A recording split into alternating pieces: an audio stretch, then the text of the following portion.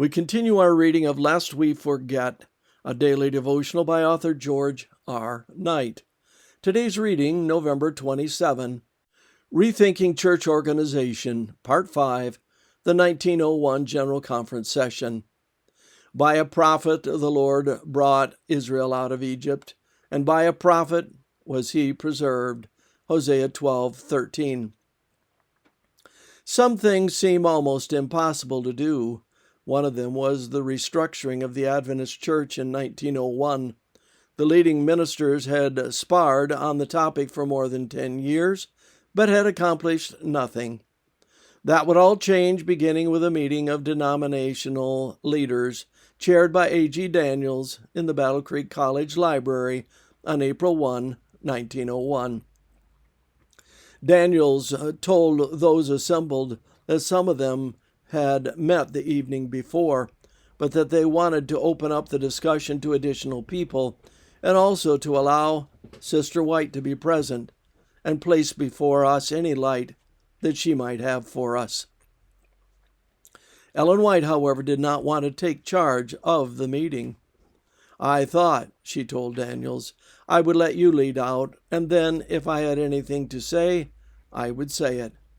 He replied that he and his colleagues didn't want to discuss the issue of reorganization further until they had heard from her.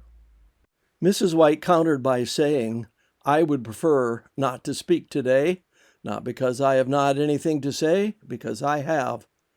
Then she presented for about 1.5 hours one of the most influential talks of her ministry. In no uncertain terms, she called for new blood and an entire new organization that broadened the governing base of the denomination. Opposing the centralized power in a few individuals, she left no doubt that kingly ruling power and any administrator who had a little throne would have to go.